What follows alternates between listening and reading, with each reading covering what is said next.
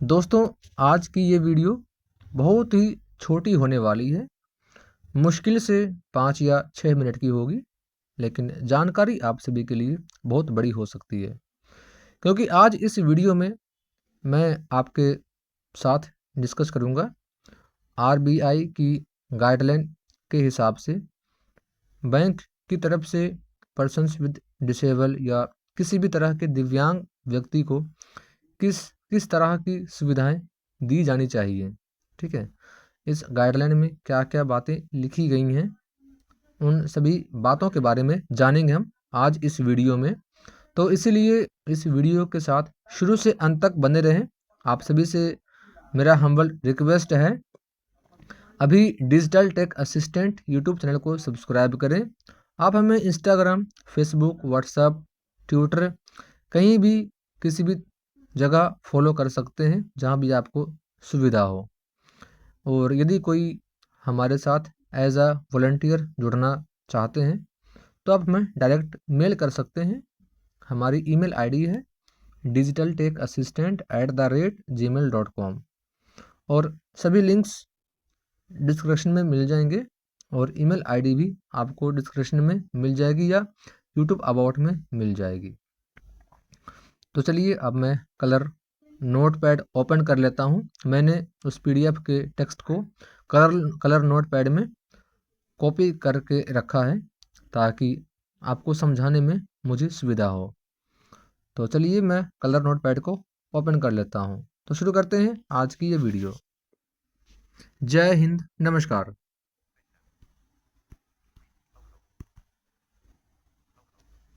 अब मैं टॉकबैक की वॉल्यूम थोड़ी तेज कर लेता हूँ।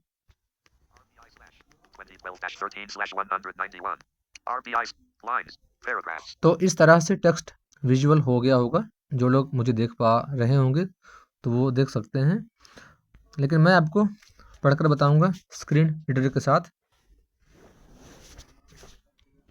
RBI/2012-13/191 Bharatiya Reserve Bank Reserve Bank of India www.rbi.org.in ये ऑफिशियली वेबसाइट है।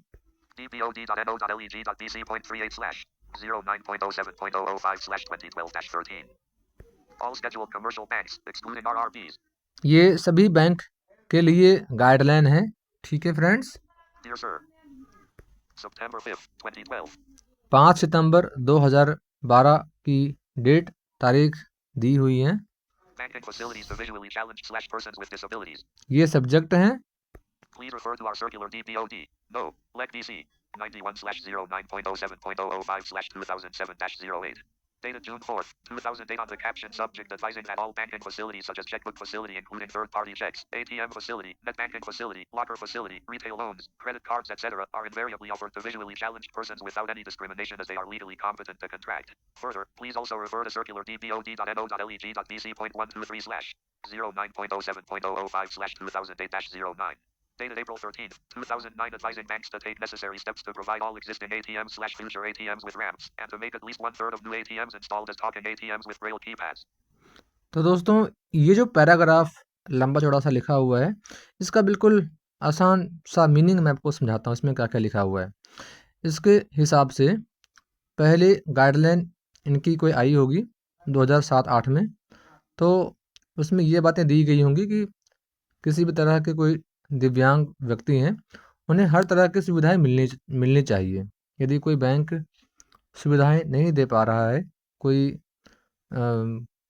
मतलब कोई इस तरह के व्यक्ति हैं जो परेशान हो रहे हैं, तंग हो रहे हैं, तो वो डायरेक्टली मतलब लीगल कार्रवाई कर सकते हैं। ठीक है, कानूनी कार्रवाई वो कर सकते हैं, उसके लिए सक्षम है, इसमें लिखा हुआ है। ठीक है, विदाउट एनी डिस्क्रिमिनेशन, किसी भी तरह के भेदभाव के बिना उन्हें सभी तरह की सुविधाएं मिलनी चाहिए। और एक चीज़ और लिखी हुई है, 2009 में गाइडलाइन कोई आई होगी, उसके हिसाब से सभी एटीएम्स को, जितनी भी एटीएम्स हैं, 1/3 यानी 1/3 एटीएम टॉकिंग एटीएम होने चाहिए और साथ में ब्रेल कीपैड भी होना चाहिए। ठीक है, तो ये कुछ बातें इस पैराग्राफ में लिखी हुई हैं। ठीक है, मतलब सभी सुविधाएं मिल सकती हैं, मिलनी चाहिए, और ब्रेल कीपैड वाले एटीएम होने चाहिए 1/3। और यदि किसी को असुविधा हो रही है तो वो कार्रवाई कर सकते हैं, कानूनी कार्रवाई के लिए वो सक्षम हैं, वो तैयार हैं। ठीक है, ये चीज़ें हैं। उसके बाद देखते हैं आगे। 2. It has been brought to our notice by Office of the Chief Commissioner for Persons with Disabilities that visually challenged persons are facing problems in availing banking facilities like internet banking. Banks are, therefore, advised to strictly adhere to instructions contained in the above circulars and extend all banking facilities to persons with blindness, low vision and other disabilities.